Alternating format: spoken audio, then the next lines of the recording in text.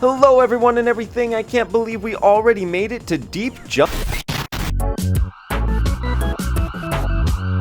That was kind of a fun way to start this world, but it's really odd that I even got to make that joke. You see, Disney's Tarzan is in an extremely unique position among its fellow Disney movies. As a company so protective of its IP that we have yet to so much as see Mickey Mouse in a game that was originally planned to star him, you'd expect Disney to just be in charge of everything the light touches. But strange as it is for something we might consider first-party Disney, Tarzan seems to be a very notable exception. And as many of you may already know, this level is the only Disney World in the game to see absolutely no representation in any future games, at least at time of writing. This has raised a lot of questions, speculation, and good sweet Walter Elias Disney in cryosleep, is there a lot of misinformation about this floating around out there. People just confidently declaring all their hunches as facts in a circle, so I think it would behoove me to start off with a bit of myth busting. Now dial in here, full screen me, put me on your main monitor or whatever, because this isn't going to be the easiest thing to follow. I've gathered together all the information we can be sure of, and I've arranged it chronologically. 1912, yes, we're doing this. Edgar Rice Burroughs, an aspiring fiction author, publishes Tarzan of the Apes, and gets really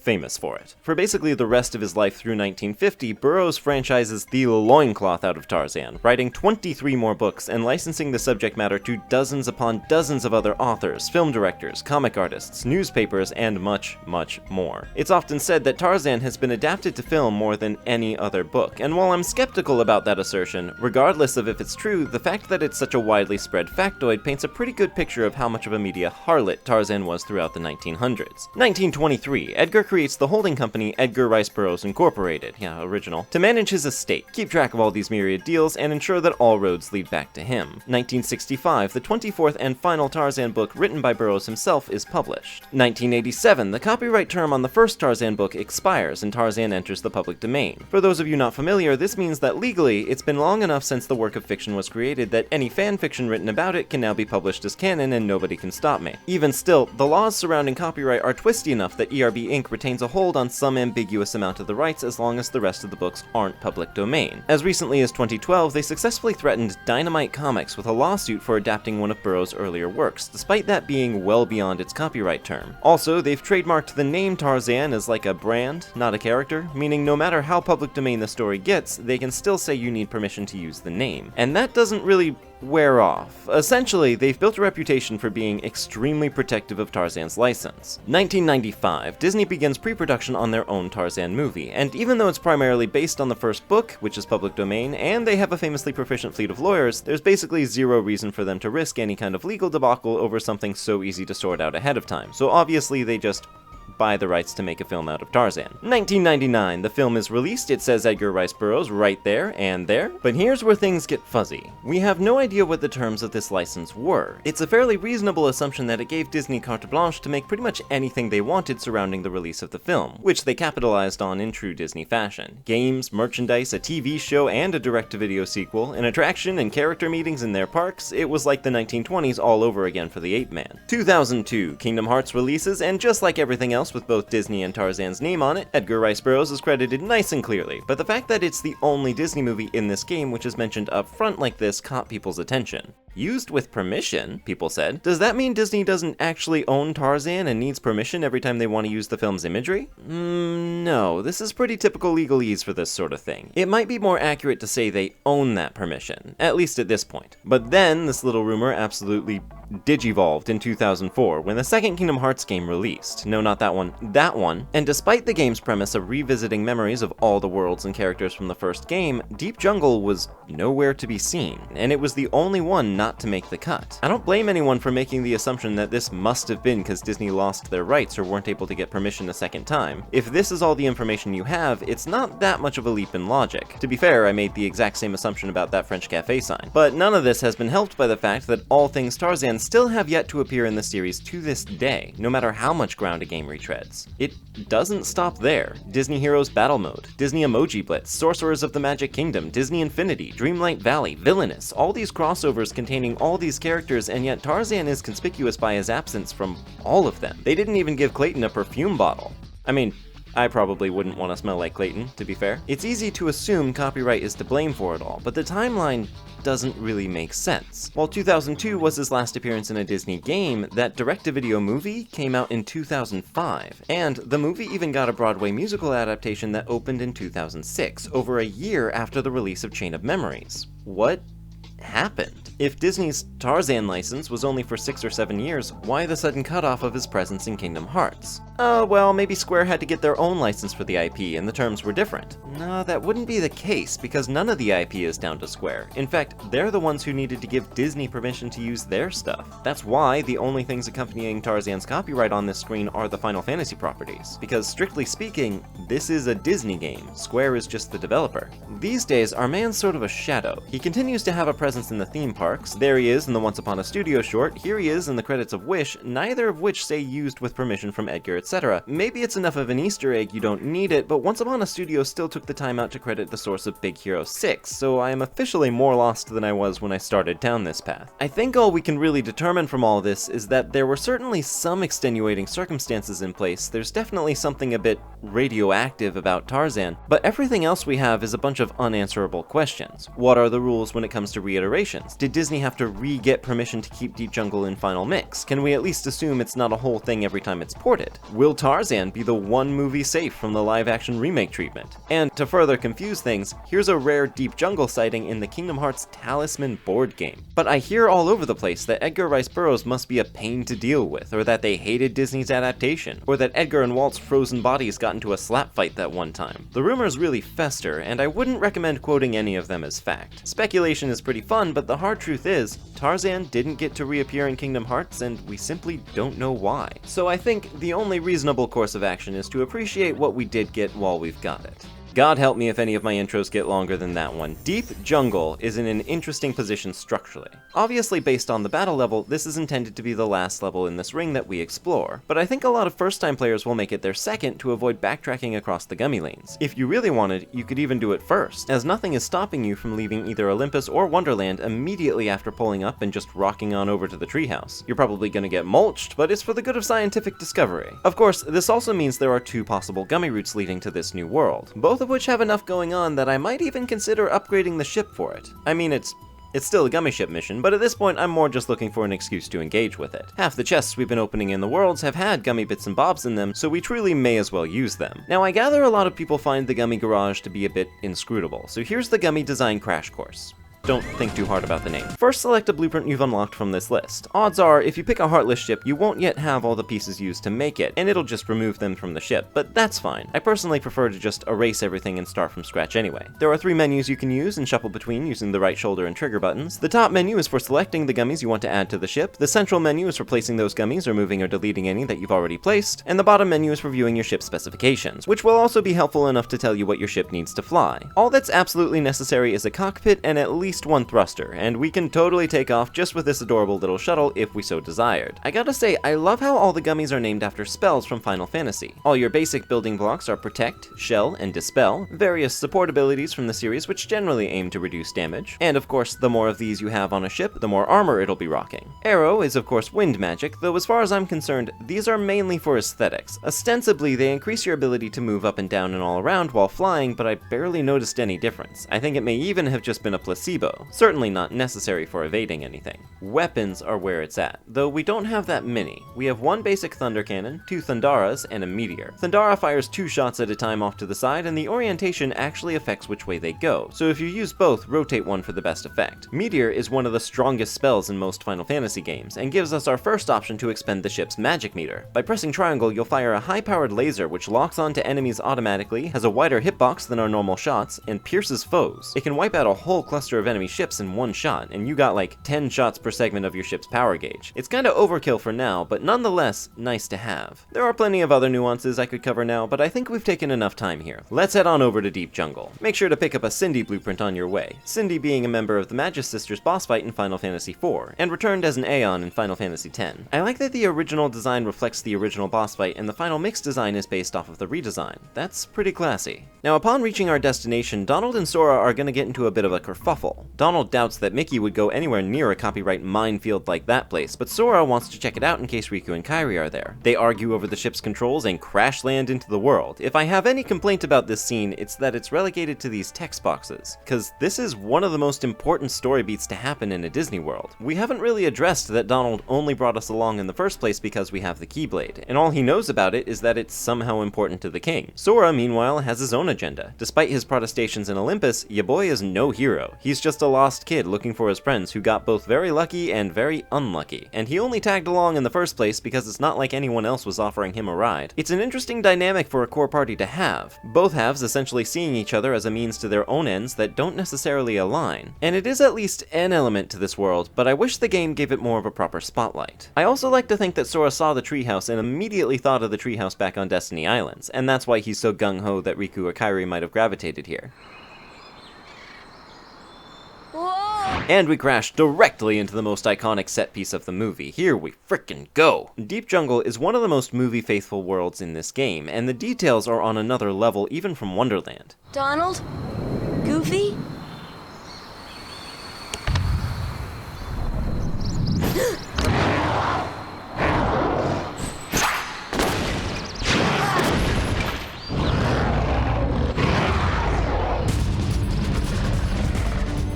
Starting off right away with a boss fight, Sabor! One of the most vicious antagonists in Disney's catalog, responsible for the death of 3 lovable characters before the opening song has even concluded, setting the current speed record. That was as a much younger and lither leopard though. In his old age, he's a bit of a pushover. Heavy contrast from Cloud, Sabor may be the easiest of the bosses that we're allowed to lose, if not the easiest in the whole game. I wouldn't blame you for having no idea this version of the next cutscene even existed.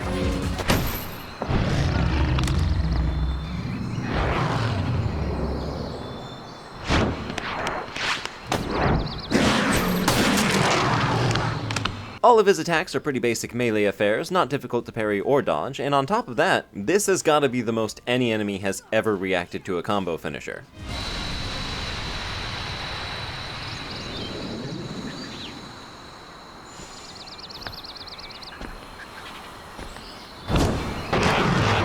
I like this moment. It's kind of a reversal of Sabor's death fakeout in the movie, but it's absolutely in character for him. I am reasonably sure he is a he, by the way. It says as much in Jiminy's journal. Most sources of the movie call Sabor a female though, and that's because she was a she in the original book, though she was also a lioness originally, so I don't know how reliable of a source that is. I'm inclined to take Jiminy's word for it.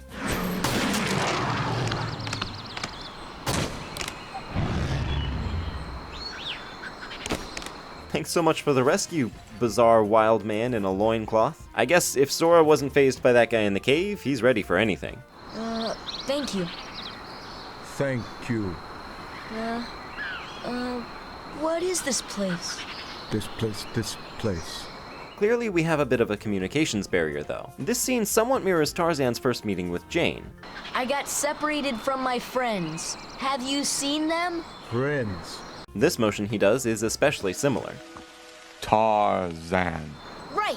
My friends! There's 2 of them. The loud one is Donald.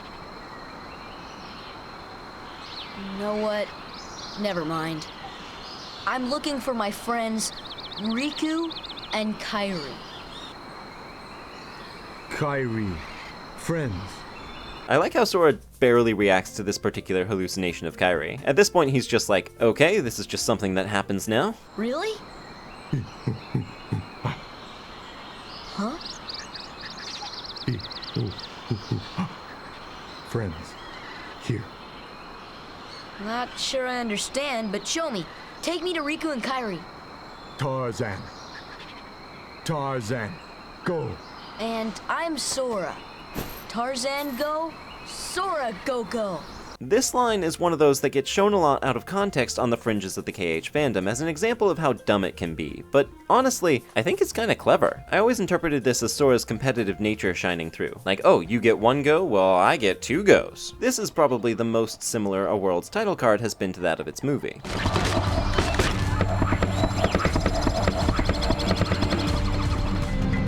Gosh! Gosh, where are we? Hey, they're okay. I sure hope Sora's okay. In this chapter where we're actually exploring the friction among our party, I like how Goofy is just a pillar of camaraderie. Though, if you remember that Jimbo Cricket exists, there's a weird energy around this mini conflict. Sora doesn't mention him here, Goofy doesn't mention him here. No matter which party he's with, it's not a good look. Justice for Jiminy, man. Who needs them?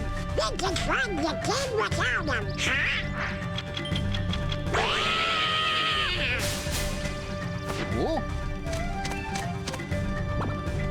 Question, are we not meant to think that Turk just pooed that out? It gets a huge focus, but like, how are we meant to interpret that? And the reins are off. We can follow Tarzan off the cliff, or we can explore the treehouse, and like, obviously. Let's see what we got here. The overall design of the house is much more open, no doubt to better suit the boss fight, but on a micro scale, I found this clock, and the time would match if it were mirrored. This picture looks a lot like that one. These circular ones are a pretty good match too. That picture might be this one, and of course we have a lot more obvious stuff, like the boat, and the net where baby Tarzan was nearly mauled. There's even a chest down there. I also really like these light rays on the windows. They're just 2D textures, and knowing that, my critical brain wants to believe that they don't, but they look remarkably good. Now this staircase is the bane of every 7-year-old's existence. It looks so close. Sora, why don't you just... Funnily enough, this jump is entirely possible by jumping immediately after landing on the stringer board, but we're gonna pretend it's not because this is a rare environmental puzzle. It's nothing too complex. The only thing separating it from that protect chain puzzle on Destiny Islands is that we can't actually see the barrel we're supposed to use from the staircase. But I'll take what I can get. By the way, I did check, and there's an invisible wall up here during the Sabor fight, which is good, because if you were to leave the area without triggering the next cutscene, the game would completely softlock. As we make our way up to the top of the treehouse, it's apparent that among these early Disney worlds, Deep Jungle reps a third pillar of the game's mechanics. Though not nearly as load-bearing as combat or as pronounced as puzzles, the jungle is going to put a lot of emphasis on traversal. Funny, you'd think that'd be Traverse Town. But this game is rarely more of a platformer than it is in this world. Keep an eye out for the various means by which we're inclined to move through its spaces. On the roof, we can obtain a protect chain. How fitting. Peculiarly, this hole in the roof was not present in the original Japanese version. We know Nomura's big on continuity, so maybe he was watching this scene back and suddenly realized he needed an impact crater for Sora's landing. This weather vane is unfortunately not a chocobo. Here's a weird bit of design continuity they definitely didn't have to include. You can see the pulley system for the boat runs in through this little gap in the wall, then across more pulleys along the attic, then out another gap before running down, presumably to a counterweight system. And one last thing we can get in this area is in that boat over there. This may or may not have been intended, but by jamming the attack button, we can get just enough distance to land in the boat and get ourselves a mithril. Now we can follow Tarzan just by jumping ship, at which point we'll land in this room called the Tunnel, where we can find some more treasure and a save point. Yes, let's get out of here, Tarzan. Forget Doof and Goof.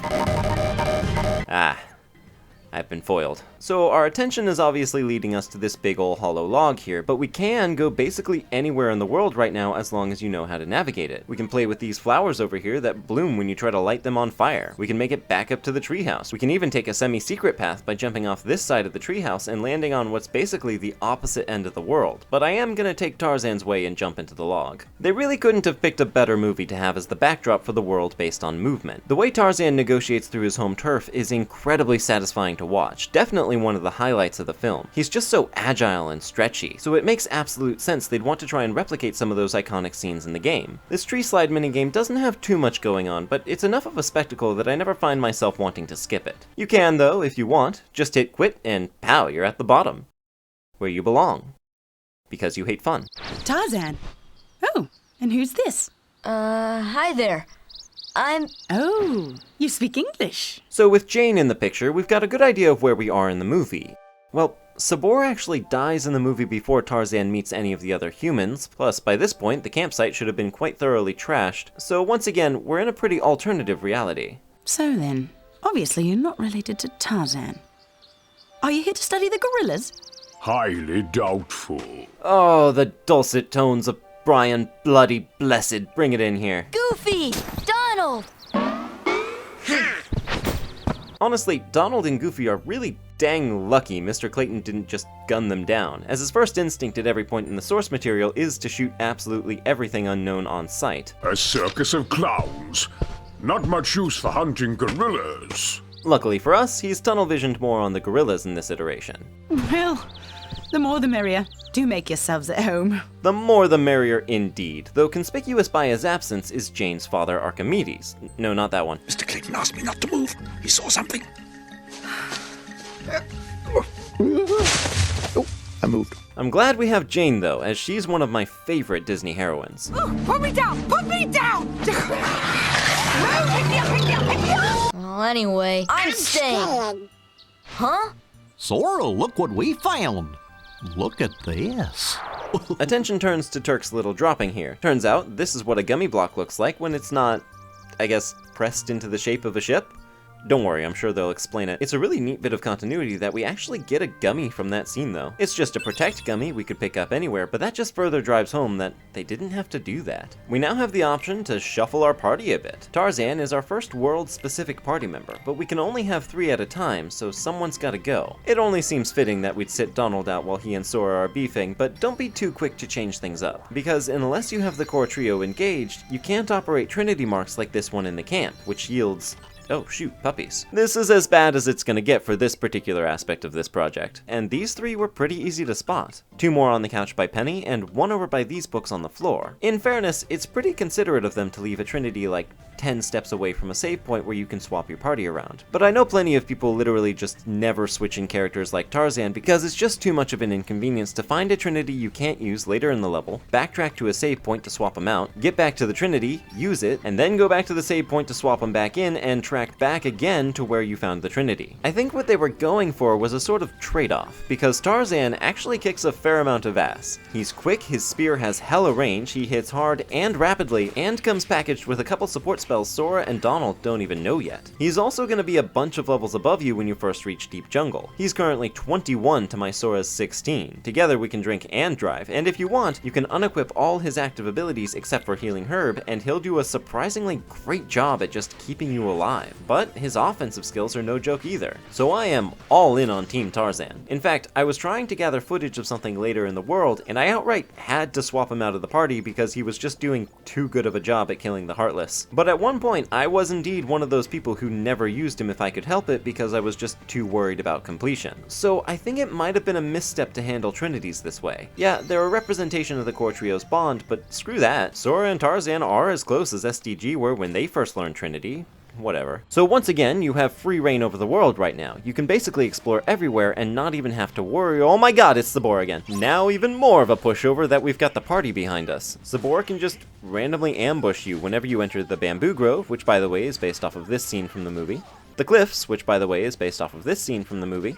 And the Treehouse, which by the way is based off of this. I love the way he bursts up from the floorboards here. It's quite an entrance. But no matter where you fight him, you can't defeat him. He'll just run away like a little pussycat. If he were a tougher fight, this would be quite effectively tense, like we're being stalked and worn down by a relentless predator. But instead, he's really just a nuisance. That's rather getting ahead of ourselves though. Our focus right now is the campsite. Grab this mithril shard and talk to Jane to get our goal. We want to know what that word in gorilla was, because apparently that's where Riku and Kairi are. So what we're gonna do is use projector slides to try and match up with his vocabulary. Just like in the movie! Trouble is, the slides have gone missing, and we gotta find them around camp. But before we leave the tent, we got this map of Africa, which is probably Clayton's map. Actually, it raises some kind of memey questions. Like, the Deep Jungle world is just Earth, right?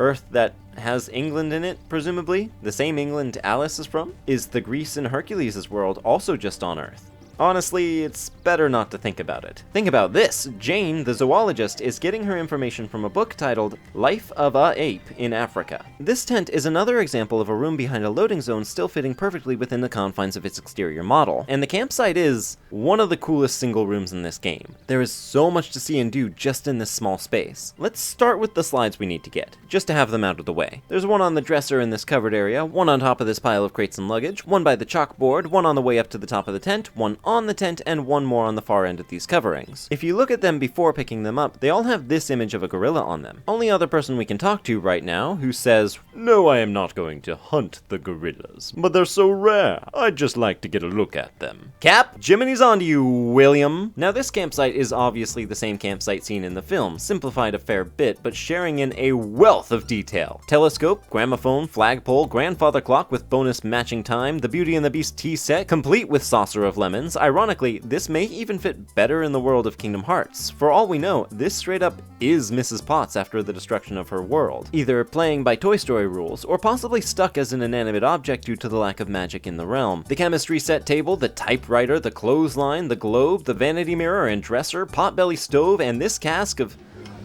Oh dear God, it's just labeled wine. Also, from a little bit later in the movie, we have the chalkboard with Jane's drawing of Tarzan, and this orrery. I think I can even make out Turk's name on the paper in the typewriter. Still not impressed? Well, this is also one of the most interactive spaces we've seen yet. We can climb the flagpole, we can bash a couple of objects and get a response. By checking various things throughout the camp, we can find research notes and recipe cards that we can then put to use over at the stove in the chemistry set. Essentially, cooking a potion to turn it into a high potion, and turning another potion into 2 ethers through some kind of alchemy.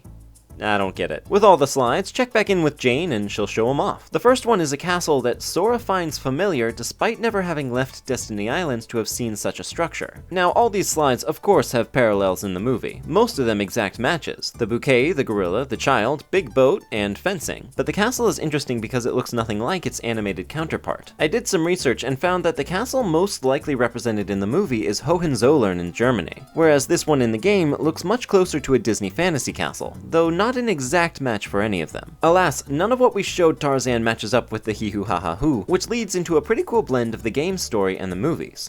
That leaves just one place. Young man, we've been in this jungle for some time now, but we have yet to encounter these friends of yours. I'd wager they're with the gorillas, but Tarzan refuses to take us to them. Really, Mr. Clayton? Tarzan wouldn't hide. Then take us there. Take us to the gorillas. Gorillas. Clayton manipulates Tarzan into leading the group to the gorilla nesting grounds. In the movie, he does this by convincing Tarzan it'll keep Jane from going back to England. Here, it's not as elegant, but hey, I think it works. Tarzan? Are you sure? Tarzan, go see Kerchak. Kerchak?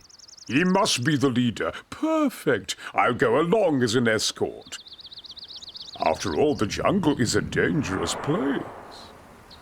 Whoa, we should have gotten to have Clayton as a party member here. I've been going back and forth on whether to even show this, but screw it. I find it unique and interesting enough to share. Jane's model is such that you can see her underwear, or perhaps her shirt is actually a sort of leotard. I find this technically fascinating because this sort of thing is usually hidden by a black void or something. But yes, I do know this because I was once a teenaged boy, but I had the strength of character to overcome that affliction, so if any of you get horny in my comments, I will tell your mothers. Immediately after that cutscene, Sabor will ambush you in camp, which is actually a pretty cool moment, but anyway, for the rest of this world, Jane is our wayfinder. If you ever need to know where to go, just check in with her and she'll point you in the right direction, which you may well need because this is by far the largest world yet, and we're gonna need to explore it top to bottom, starting with the Hippo Lagoon, based of course on the hippos from the movie. They really nailed the facial expressions. This area obliges us to get real friendly with how Sora feels as a platformer. I've touched on it once before, but if you've been playing this game since 2002, you might not remember that it's not great, but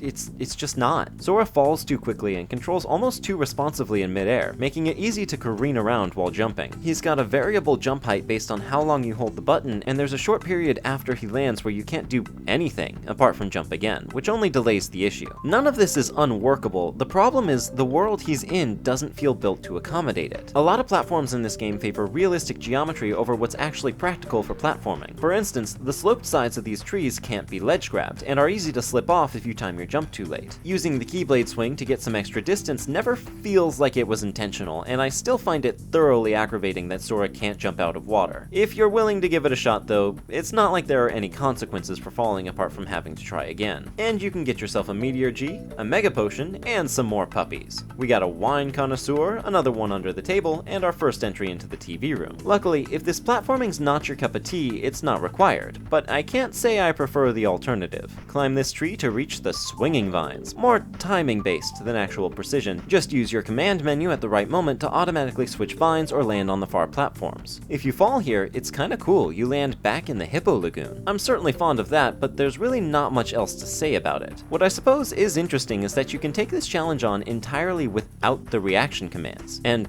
just use the jump button. You wouldn't want to, because it's basically everything wrong with ordinary platforming amplified by the tiny hitboxes of these vines, but it certainly makes things more interesting. There is a mithril up here, but apart from that, just don't stress and swing on over to get to Vines 2. Kerchak, please listen to me.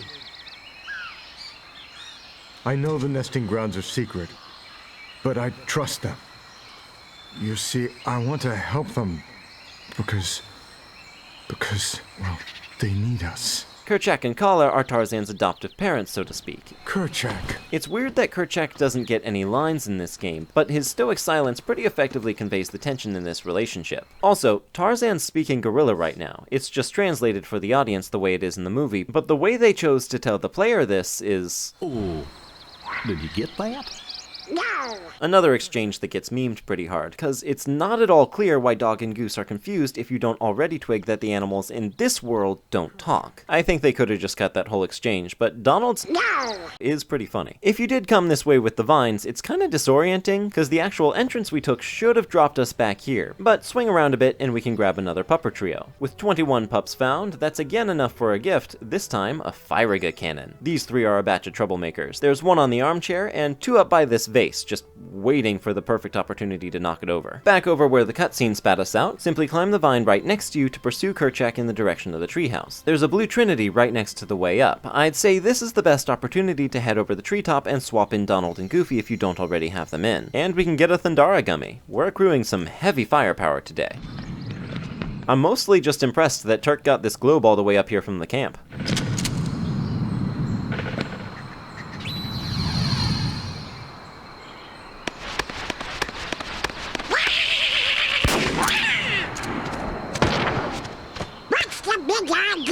I absolutely love everything about Donald Duck jump scaring Clayton and giving him the death stare right here. This is the sort of thing that kinda determines if you get Kingdom Hearts. You don't understand. I was only trying to.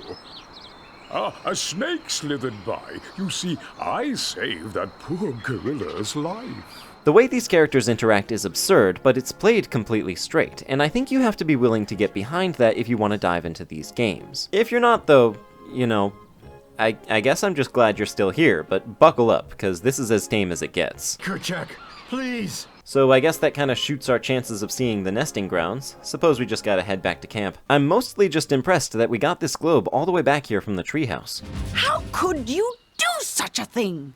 Now, Miss Porter, as I told you, I was not aiming at the gorilla. You are not to go near the gorillas again. Oh, because of one mishap. Come now. Huh?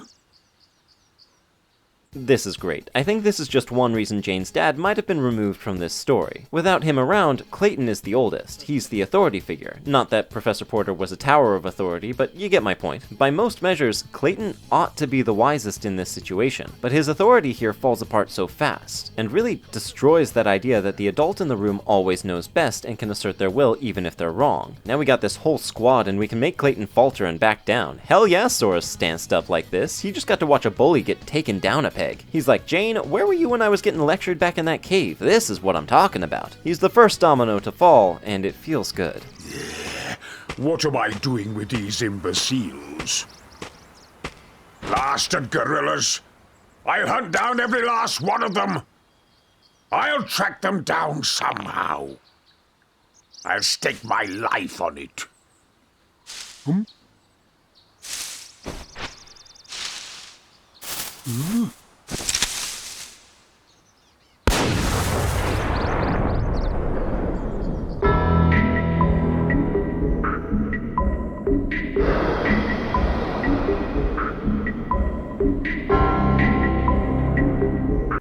Oddly, the save point in here has been changed to the green swirly variety. The manual will tell you that this type won't always let you go to the gummy ship, as is the case here, but what it fails to realize is that in this same world, we already saw the other type of save point prevent us from leaving. So it tells lies, and you people tell me to believe it when it says Sora is 14. Obviously, this save point is altered because there's a cutscene flag outside they don't want you to miss.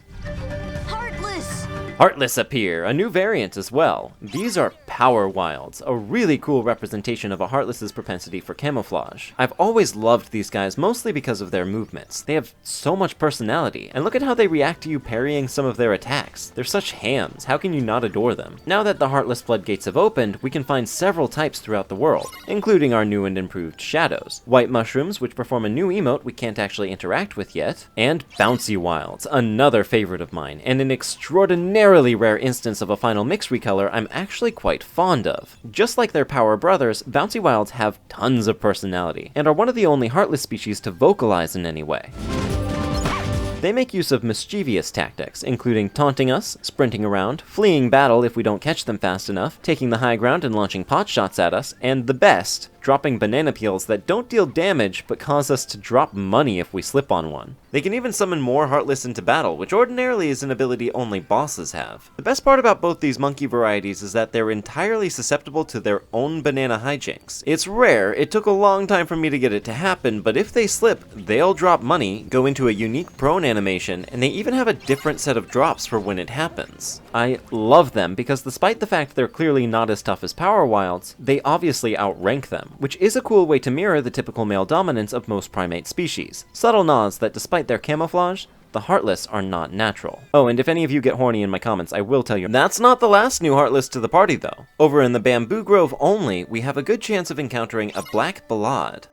I know that's how it's pronounced, but I hate it. I'm calling it a Black Ballad. Our second rare Heartless. Unlike the Gigas Shadows, you can totally tackle this challenge now though. The Black Ballad is invulnerable to all damage in most situations. However, when you approach it, it will summon 4 shadow doubles Naruto style. Hop to indicate which one is real, and then play a little shell game with you. At this point, the real one is vulnerable to a single strike from your Keyblade, which will always deal a quarter of its HP and damage provided you hit the real one. If you hit a fake, it will strike back with thunder. This is actually pretty tough. They'll overlap with each other and play with your expectations by doubling back and flying in directions they're not facing. Get far away and go into first person, and for an extra edge, rapidly pause and unpause while they move around to keep better track of them. Even with that advantage, they get faster the more times you actually strike true, and you'll probably end up just having to guess at least once. Though it will disappear if you strike a fake one 4 times. Now, why play? This is the best source of lightning stones. Hitting it correctly has a 10% chance of dropping one, but if you manage to defeat it by hitting it 4 times, it's guaranteed to drop one. Of course, we don't know yet what lightning stones are for, so I'm not recommending you grind here, but if you're passing through and see its challenge, you might as well. We've got another cool namesake here too. You may have noticed a repeating pattern of 4s while we were going over the rules of the game. 4 fakes, 4 hits, 4 chances. Well, the term ballade was first attributed to music by Chopin, who famously wrote exactly 4 of them. I'm gonna be honest, I'm not sure what's up with the kunai on its hat though. So with all the new enemies cataloged, what we're actually doing now is exploring the whole world and rescuing all the generic gorillas who are now being accosted by Heartless. Once again, Jane will point us towards any we haven't found, but basically, head on back up to the treehouse again. You can skip all the vines by climbing up the far end of the Hippo Lagoon, rescue one up in the climbing trees, one in the treehouse, and back down in the bottom of the area, there's one in the bamboo grove and one in the cliffs. The cliffs also have kind of a lot going on. You can climb vines, sidle on this wall. It feels almost like a test environment for some of these mechanics repurposed into a room. And there are 2 treasure chests in here too. This is gonna sound stupid, but if you're doing a level 1 run, don't open these chests yet. Just trust me. Once that's done, check back in at the tent and get tipped off to another cutscene by the swirly save point in here.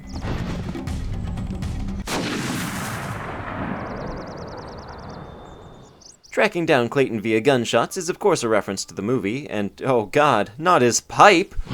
What do you guys think? Did Clayton get ambushed back in this scene by the Heartless or Sabor? I think this implies it was the latter, and speaking of, Sabor is going all out on us, and is now packing twice the HP, which is still only a little more than a large body Heartless, but he also has one new trick up his sleeve. He can vanish into the bamboo and pounce out from another section of it. This would be a cool maneuver if our lock-on didn't track him through it, and even if you weren't already such a pushover, he literally just lets you leave. The fight's not optional, we do have to win to progress, but come on. You got such a cool boss fight moment in the movie, and this is all they give you in the game? I think our gender-fluid leopard icon deserved better. I don't know about you.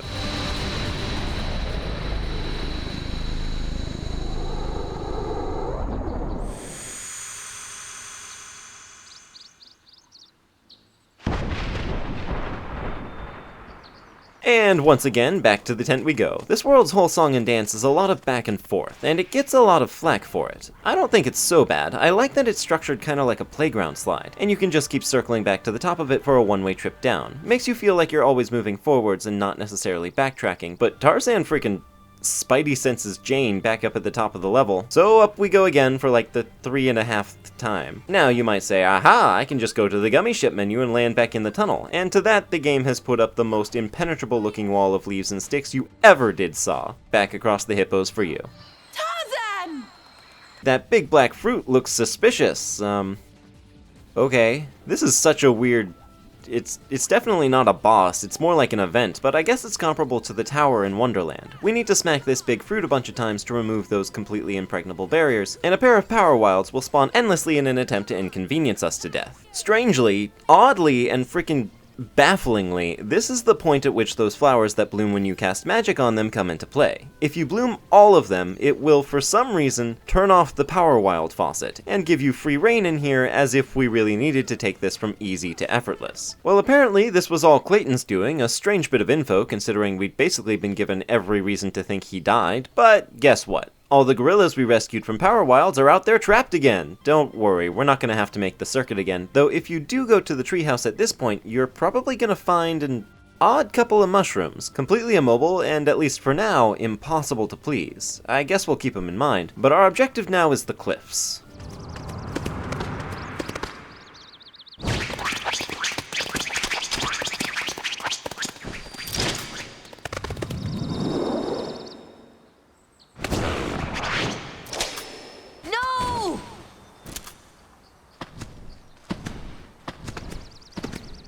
Clayton? Not Clayton. Not Clayton.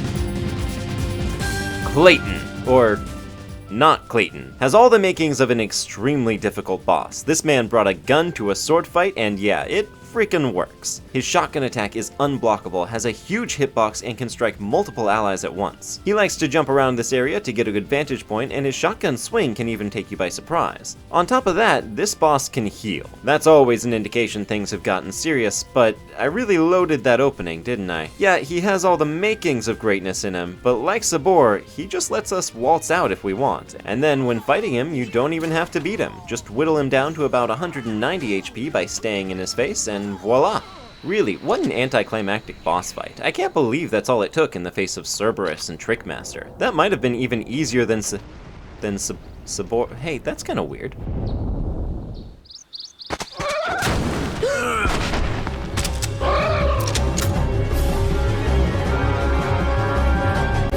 Stealth Sneak, the roadblock of Kingdom Hearts 1. This bizarre invisible thing packs a punch, can jump around the arena as easily as many human-sized opponents, and provides Not Clayton the perfect perch on which he can realize all that potential I mentioned. While riding Stealth Sneak, Not Clayton is invulnerable and will continue to take potshots from on high. In addition to that, instead of healing himself, his potions will actually heal this monster. Now this fight feels kinda like the devs just wanted you to struggle. The fight always starts with you facing the wrong direction, and Not Clayton always cracks off a shotgun immediately. Like, come on, man. You've got to dodge roll the instant the fight starts to avoid this. Now, given we can't even see half the telegraphs for Stealth Sneak's attacks, you might reasonably just start flailing away and hoping for the best, but to play things a little smart, pay attention to his rider's position. They'll always be facing the same direction as each other, so if you can stick to the rear of Stealth Sneak, you'll be safe, both from its basic body blow attack, in which it simply charges forwards, and the shotgun.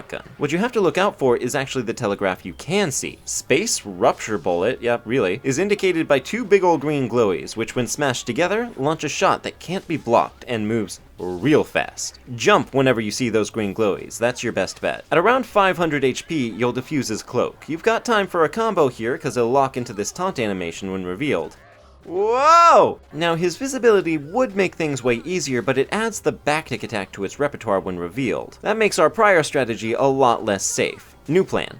Roll around like a maniac to avoid Not Clayton's attacks, and wait for Stealth Sneak to commit to a big attack like this triple body blow or the Space Rupture Bullet before jumping in for a combo, and then repeating the process. As closer to 300 health, you'll be able to knock out the Stealth Sneak, which results in this adorable animation where Clayton tries to shake him out of it when you whack him off his mount. At which point, you'll probably wish you hadn't, because when these two are desynced, they are a nightmare. Clayton's behaving as he did in that initial encounter, and the Stealth Sneak has a new charge beam attack where it'll launch these glowy eye lasers at you that softly home in and do buckets of damage. And no, they can't be blocked either. I'm gonna be real with you guys, I have no idea how in the world you meant to fight these two on even ground. But Deep Jungle is the platforming world. This arena provides a lot of high ground on which we are much safer from this onslaught. Clayton only knows how to aim downwards, and the Stealth Sneak is too big to reliably land on these itty-bitty ledges. Not to mention, his charge beams become far less threatening at long range. So here's the final plan. Channel your inner Sir Douglas Haig and stand up on high while you command your stalwart comrades to their deaths over and over again. See, now that they're separated, Stealth Sneak can't be healed, and every bit of progress, no matter how small, is essentially permanent. Just bear in mind, once you're ready to go in for the kill, Stealth Sneak cannot die while he's in the middle of his charge beam attack. I'll mention up front here, beating Stealth Sneak is actually quite optional. The real gatekeeper of progress is Brian Cursed over here, but if we do take out the chameleon, the whole fight becomes effortless. Not to mention, he is guaranteed to drop a mega potion on death. If it does work out that way, it's all bonus, though do bear in mind, allies can't land the finishing blow on a boss, and his HP will bottom out at 1 until you finish the job. But what we actually want to happen here is for Clayton to hop up and join us. You shouldn't have done that, now you're mine. So the thing is, he can really only escape the combo with a pratfall when he receives a finisher, so just don't finish the combo. And he's stuck in a really easy infinite loop. As for Stealth Sneak, it's rare, but it is possible for him to squeeze himself up onto this ledge, at which point, I'd recommend just switching over to the far one and repeating the process. But if you left the chests up here, they take up enough space to turn that thin possibility into something more comparable to the odds of Tarzan showing up in KH4, leaving him powerless to defend his rider. Before we travel on, just a couple cool details. This wall that got shattered still has a few more destructible chunks on it that can be broken down by the boss, which feels very dynamic. Stealth Sneak doesn't seem to die even once you take him out. In fact, it's pretty creepy, he's still all twitchy and weird, I don't like it. His final mixed recolor is a welcome one. Adding in these black patterns makes him a little more than just a big chameleon. Oddly enough, there is a chameleon in Tarzan, but Stealth Sneak looks a lot more like the one from The Lion King. Clayton himself has a couple taunts that are easy to miss, like firing his gun in the air, and the rarest of all, remounting Stealth Sneak? I'm not really sure what the conditions are for this to occur. I think the lizard needs to have at least 250 health left, which is extremely unlikely as you may even reduce him past that point before separating the pair to begin with. But he can basically summon his rider back to him, recloak, and Clayton will always pop a potion as a follow-up. It shouldn't take much to get him back to his third phase, but I'm stunned this is even possible, as I've never seen it happen before. This is honestly one of the more iconic boss defeat scenes in the game, which is certainly fitting. Clayton's kind of a C-list Disney villain as they go. He has a legendary voice, but he doesn't get a lot to do with it. No song or standout monologue, his design is kind of just a guy, but if there is one thing he's famous for, it's having one of the most grisly death scenes Disney's ever put to film.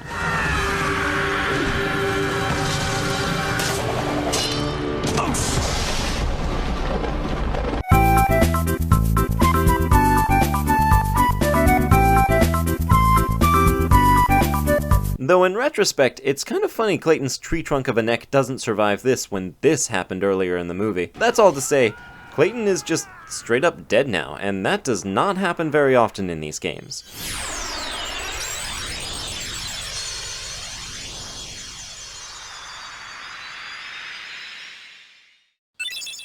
Attained the power of healing. Love how they set this up given that both Tarzan and Clayton could use this forbidden technique. Cure is the best spell, and frankly, we basically just beat the whole game by even having it, but even it can't protect us from Big Papa Kerchak.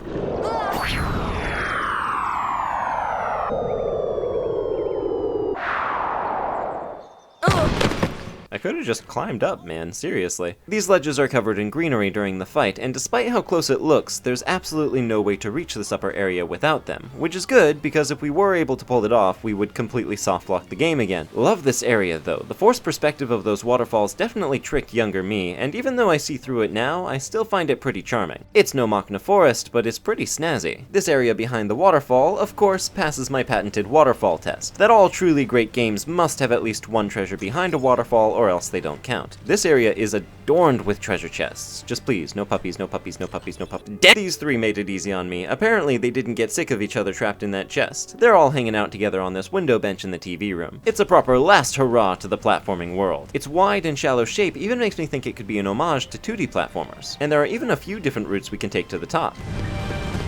Got another hunk of cutscenes here, starting off with Tarzan just stopping the music.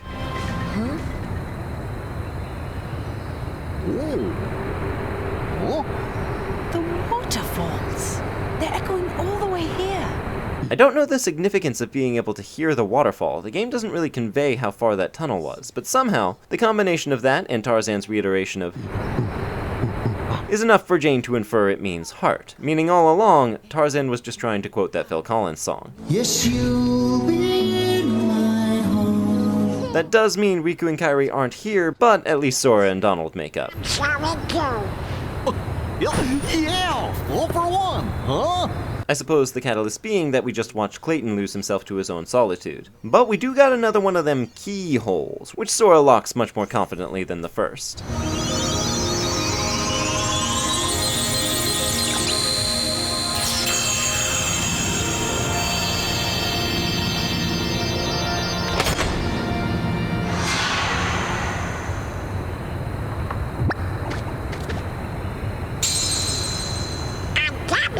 But it's sure not the king's. I think someone has a new admirer. No. This would kill me. Alright, let's just unpack that one, hot damn. Turk here, Tarzan's best friend in the movie, has had a strange role in this world. Need I remind you, she has had precisely one vocal line. After getting shot at, she spends most of her time huddled up with Jane, but I guess Donald's her man now. Best guess? This is a weirdly obtuse reference to the fact that Turk's voice actress in the movie is Rosie O'Donnell. O'Donnell, you get it. Though it doesn't make a lot of sense, as here she's Audrey Wasilewski. Well done on that scream, Audrey. Checking back in with our shadowy cabal, of course I'm just gonna let him go off. What drew the Heartless to that world? The hunter lured them there. It was his lust for power that was the bait. But it seems the bait was too tasty for his own good. Yeah, he got chopped instead. A weak-hearted fool like him stood no chance against the Heartless. But the boy is a problem. He found one of the keyholes. Fear not, it will take him ages to find the rest. Besides, he remains blissfully unaware of our other plan. Yes, the princesses. They are falling into our hands, one by one. Speaking of which... Oh, that's so good! Finally getting a hint of what happened to Alice 2 entire worlds later. What do they want with her? Princess? Alice isn't a princess. As cool as that reveal is, it's entirely possible, as I said at the beginning of this world, to tackle Deep Jungle before Wonderland. If you were to do just that, instead of Alice at the end of that scene... Speaking of which... Snow White. In a vacuum, I like the Alice version better, but in context, the developers accounted for what's sure to be a highly unlikely scenario, but thanks to their diligence, we maintain continuity either way. Better yet, there's still something a little personal about Snow White being in the clutches of evil, given she was our introduction to this game. Nope, hold on team, I know you think we just wrapped all that up in a bow, but we ain't even close. Land back in the jungle, let Jane be your guide again, and she'll recommend you try out the slide. And indeed, head up to the tunnel and the game will hit you with a tutorial on how to engage with the newly expanded slider minigame. It'll now track your best time and scatter 10 fruits along the track. Collect all 10 and you'll get an elixir, and the next time you slide down, a second route will open at the bottom leading to another level. Collect all 20 from both stretches to get an AP up and yet another route, and so on. Now the efficient way to do this is to collect all 10 fruits, then hit restart before landing at the bottom. That way you don't have to worry about climbing back up the world, but if you do that, you'll miss out on the fact that each leg of this slides deposits you somewhere different. This cave leads to the Hippo Lagoon, this tree leads to the cliffs, and this one will drop you behind the waterfall. I guess that's why they had to wait until after we beat Clayton to unlock this whole minigame, huh? But I love how interconnected this makes the world feel. This is also another thing relevant to the design doc, as we can see this picture that indicates Sora may once have gotten a specific costume for this world to fit in with Tarzan. I do wonder how late in development this was scrapped, because if we were dressed like Tarzan for whatever reason, Jane's initial reaction to us would make a little more sense. Most of the fruits are pretty simple to get, but there are a couple curveballs. Like this one in level 2 you have to veer right through a boulder to collect. Level 3 is honestly easier than level 1, but level 4 has this little guy you can only get by attacking this branch, not jumping over it. Collect 30 fruits for a dark matter, 40 for a defense up, and if you get all 50, you get an extremely valuable power up before finally being deposited in the waterfall cavern once more. Missed opportunity not to land us in the keyhole room, which by the way, is called the Cavern of Hearts. In addition to that, all 5 levels in the slider minigame have their own names as seen in the journal, and are really amazing to see out of bounds. Green Serpent, Splash Tunnel, Jade Spiral, Panic Fall, and Shadow Cavern. This could easily be the largest map in this game. I genuinely doubt anyone has ever died on this minigame. Even if you try to, the obstacles just don't do enough damage if you're at all reasonably leveled. So for science, here we are at level 1 with no equipment on and...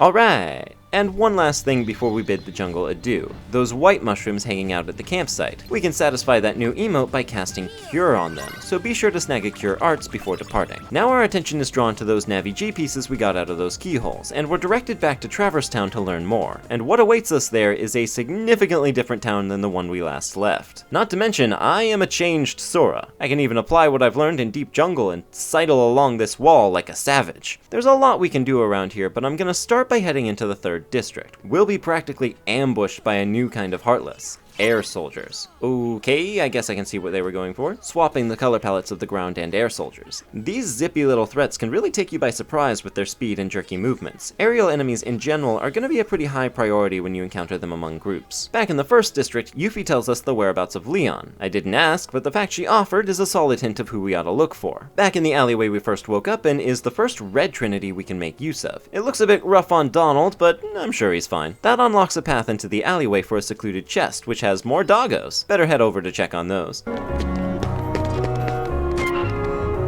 On our way, in the 2nd district you might encounter a few more new enemies. Yellow Operas, of course the thunder variant of the prismatic melodies, and by far the fastest among them. Unlike the Nocturnes and Rhapsodies, Yellow Operas have no elemental weakness, but in exchange, don't resist anything apart from thunder. The problem is, I love thunder, and having an enemy on the field that's immune never fails to be an inconvenience. Also, I think I get the connection with their name. Opera as a genre is known mostly for its sopranos and tenors, vocalists specializing in particularly high frequencies, which is also what electricity specializes in. They're not the only newcomers. Down in the square you'll encounter Green Wequiums. Knowledge.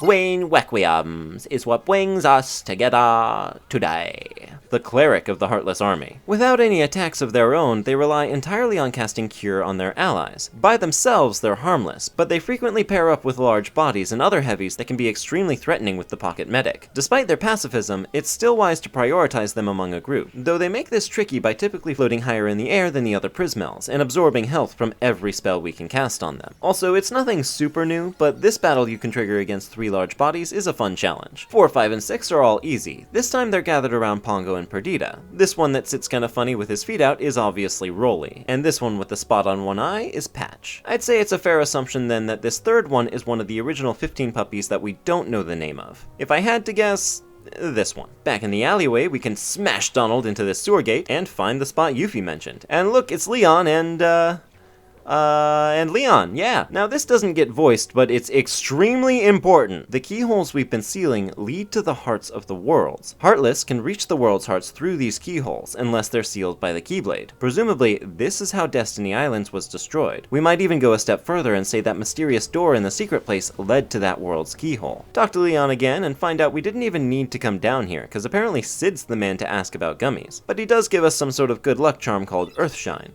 Sora's like, oh, how do I use it? And Leon just shuts down. He's like, God, we are so cooked. This kid just asked me how to use a good luck charm. But the joke's on him, because we actually can use it, we just gotta wait a little bit. Here's a fun one. You can get into this room on your first visit to Traverse Town. The scene that teaches us about Trinity marks is kind of funny. There are marks strategically placed all over town to ensure you can't leave without triggering this scene, but what they didn't expect was for you to wander into the sewers to get it. If you do, Sora's position in the tutorial clips him into the bars, and you can just jump right in. You can even pick up Earthshine early, though that doesn't actually make a difference. We can head up this tunnel to reach Merlin's house, but first, some more pups. Leon, this chest wasn't even locked. I thought you were concerned about the Dalmatians. What's going on here? Well, that's 30 down, which is enough for another present. We got one by the living room table, a 5th member of the dining room table club, and this one propped up by the TV with the horseshoe pattern of spots is, of course, Lucky. Back at Sid's, we get a little earful about those navigation gummies we found. They'll extend our reach to the stars above, and Sid'll even install it for us, but we gotta run an errand for him. I suppose, on a typical playthrough, this would be the point at which you're intended to happen into Merlin's house, but Traverse Town is already taking up a big hunk of Deep Jungle's limelight, so among other reasons, I think being able to stumble over here early is pretty cool. Let's give the old prognosticator his book, but I'm gonna shelve all this for now. We'll keep a lookout for its missing pages, but before we can even check it out, we're whisked over to Fairy Gma for a look at that Earthshine thingy. Turns out, it's a summon gem. Yeah, don't worry, I can explain all this, but what I do want to slow down and look at is this line from Sora. I'm sorry, I'm just trying to imagine 14-year-old Haley Joel Osment saying this line. Can he regain himself? Who wrote this? Let's go upstairs and actually try this out. Summoning reps are 4th command menu slot. They cost more than most spells, Simba here costing 2 MP, and require both party members to be present and also not dead. Being on the field at all drains their meter up here, and using their abilities, such as Proud Roar, drains it faster. Simba in particular can charge and release a decently strong AoE attack, which we currently have enough time to pull off twice. Now, this is a terrible introduction to the summons mechanic, and probably tricks a lot of new players into never making use of it. It's me, I'm a lot of new players. Simba is basically just thunder with extra steps, and if you fall into the same trap that I just did by testing him out on Merlin's furniture, you're bound to fall under the impression that his damage is hardly more cost effective than your other spells. The thing is, Merlin's furniture actually scales its defense to be able to survive stronger hits. For a better example, let's give him a try against those large bodies. Give me strength!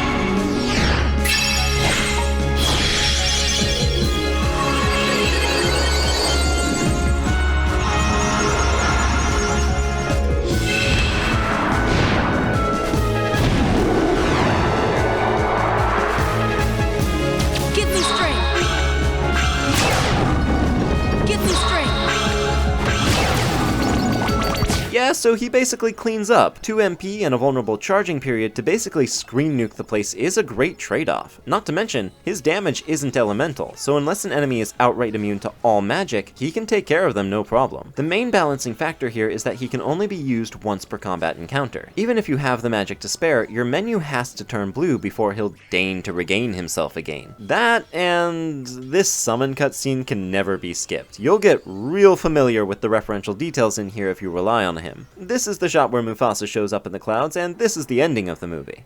Oh, I hope I don't have to clarify Simba comes from Disney's The Lion King, right? You better have seen it. It's a cool way to get some Disney representation for films that didn't get their own worlds, through the lens of an iconic Final Fantasy mechanic. Translating this ordinarily turn-based system of over-the-top animations that result in enormous damage into real-time combat is a delightful move. Oh, and I'll get in front of this now, because I know I'll get comments about it otherwise. There's data in the game that pretty definitively indicates Sora was once planned to be able to summon Bahamut, one of the strongest summons from the Final Fantasy series, and it doesn't even take that much tweaking with the code to get it to show up on the summon menu, but selecting it crashes the game. It is pretty cool, but on the Kingdom Hearts Trivia bingo card, Bahamut being a planned summon is basically the free space. I swear more people know about it than certain treasure chests. Hey guys, did you know Type A save points always let you teleport to the Gummi Ship? On our way out of Merlin's, we'll have a strange encounter.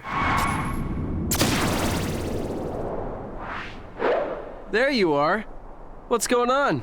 Riku! I love how Sora's first instinct is to shove his fingers in his mouth. I'm sure there are better ways to ascertain this isn't another hallucination. I'm not dreaming this time. Right? I hope not. Took forever to find you. Riku!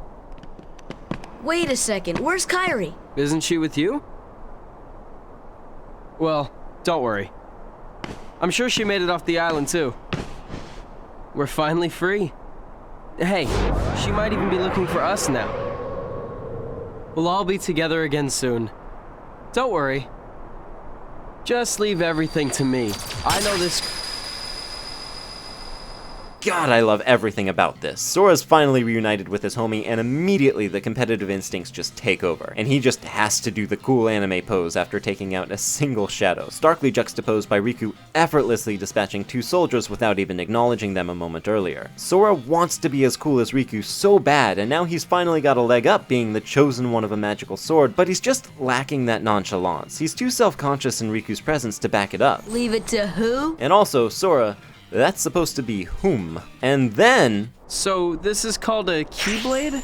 Riku just takes it, somehow. Hey, give it back! Sora's so caught off guard he faceplants, and this raises questions. Why did it warp out of Leon's hand when we weren't even trying, but it doesn't now? We have to wait for Riku to look unimpressed and return it. What a kick in the shins. We also get a little more stank between Sora and Donald. Sora doesn't let him introduce himself, and Donald's just like, nuh-uh, I'm not having 2 arrogant anime boys on my ship. Forget it!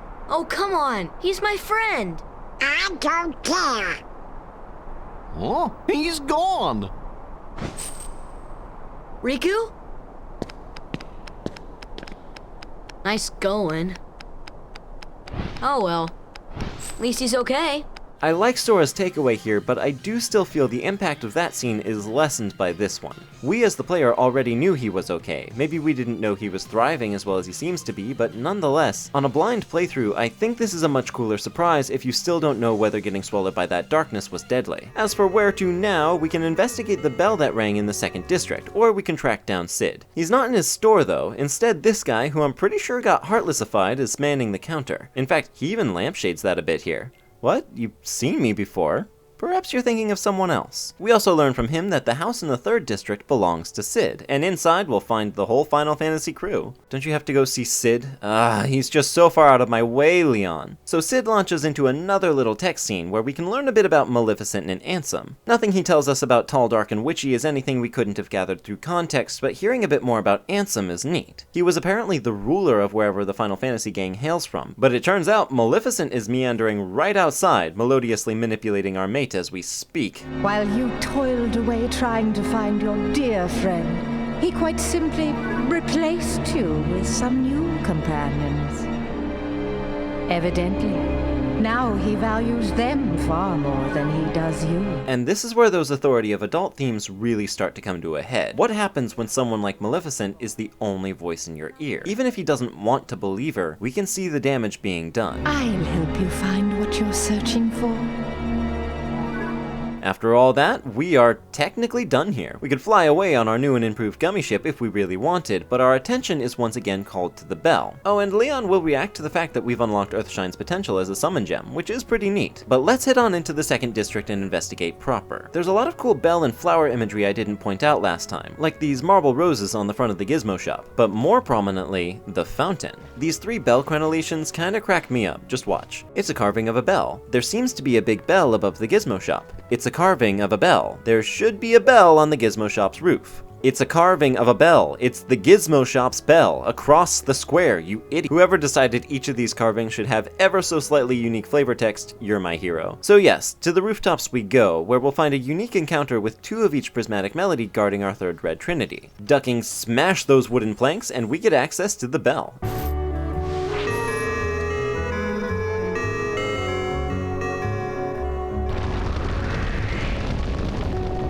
Yeah, you can bet I want a closer look at each face of the fountain as we ring. I don't care if I have to climb back up. This marine life depiction gives some pretty strong Little Mermaid vibes, but I can't say for sure that's what they were going for. A forest and some mushrooms, this could definitely be an Alice in Wonderland reference, and these prominent butterflies revealing a keyhole behind a sheet of water is all but certainly meant to evoke Deep Jungle's keyhole.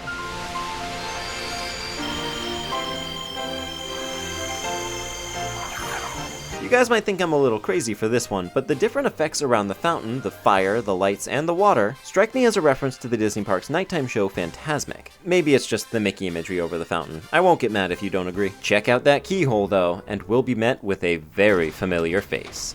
Guard Armor returns, and he is not ready for how far we've come. Now we're packing magic, more maneuverability, and much more. He hardly stands a chance. Wail on him for a bit, and he'll crumple.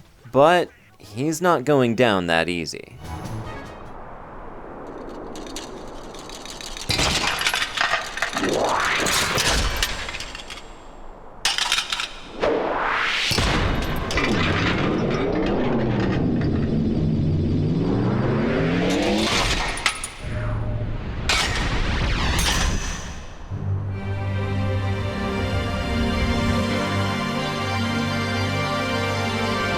Opposite armor.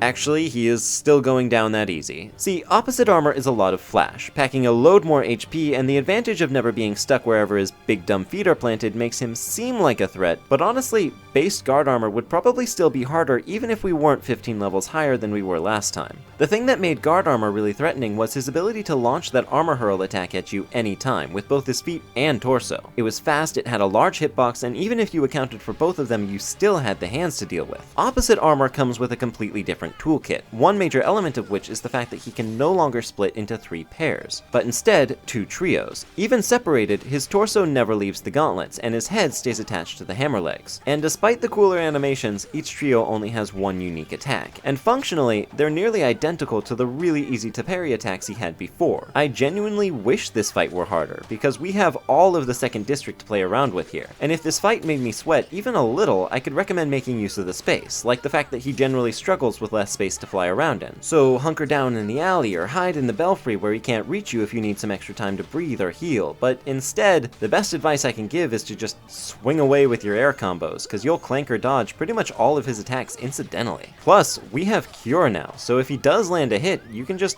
heal it off. When his parts are all together, he has a few more tricks, but they're all heavily telegraphed, and can once again be sidestepped or clanked without much worry. His last attack, which he'll use exclusively once you destroy his limbs, is Bazooka, which is the only one that takes some thought to deal with. He moves away from you pretty quickly while charging, so roll beneath him as fast as you can, then get a combo in and repeat. And that should basically carry you through. Hey, check out the way he closes up his visor before launching his head at you. That's just cool. He's also kind of foreshadowed in a really fun way. There's an upside down Heartless emblem on the back of the base guard armor form, which is now his main emblem that the torso is flipped around. I love that. As much of a disappointment as that fight can be if you're expecting a challenge, the role it plays instead is still fun. You feel powerful, coming back to what's essentially our port of call and running into one of our first bosses, which may well have terrorized you once upon a time, but you just decimate him, and then he turns the tables and comes at you with renewed vigor, and then you still shred him down. This was the first boss that I ever defeated on my first try when I was a kid, and it was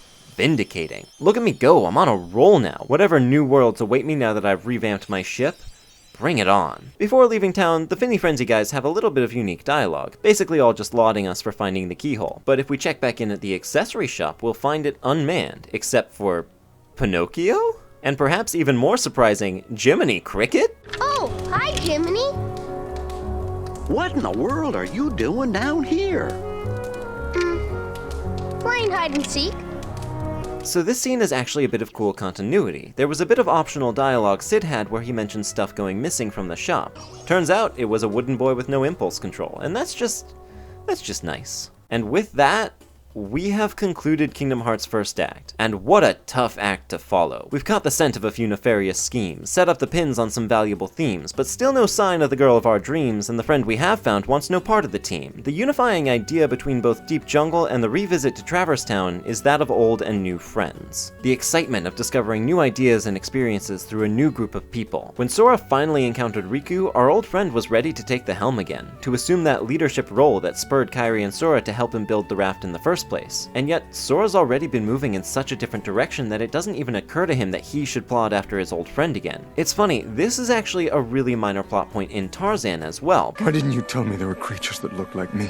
But if it weren't montaged away, it could easily have been the central conflict of the film. Can you believe that guy? Drops us like a newborn giraffe. Kaplop! But it still ends up being a major conflict in the game. Sora's struggle of allegiance between his old friends and his new ones, and even though he was just being petty, seeing Donald outright refuse to let Riku tag along, regardless of whether he would have wanted to, is a real punch in the gut. We've scoured 4 worlds looking for him. Need I remind you, the idea that we might find him and Kairi was the pretense that got Sora on board this crazy train to begin with. What happens if we do find Kairi, huh Donald? What happens then? It's all really thematically cohesive stuff. The closer you look, the better everything matches up, and we're still only just getting started. Next up, a whole new world. And you know the drill at this point. That video is up and running on my Patreon at this exact moment, and if you come support me over there, not only will you be able to watch it, but you'll be among the legendary patrons I thank at the end of each breakdown, including Amiri the Grey, who climbed Mount Everest so fast she caused a reverse avalanche that raised the summit an extra couple feet, so she is now the definitive record holder. It's Ciel though, who actually sent that one email to 10 of their closest friends, and now they're just immune to scams. It's weird. Raven, the undefeated world champion of drinking enough water every single day, and Undercover Squirrel, who can travel backwards through time at the rate of 1 second per second. It's not exactly practical, but I'd like to see how fast you can go back in time. And a huge shout out to Janku, Chris Braydell, Jojo Dwagon, The Humble Oscar, Sato DeSabo, 10-Beat, and all the rest of you ridiculously fantastic people. Hee hoo ha ha hoo. And I will see you in the next one.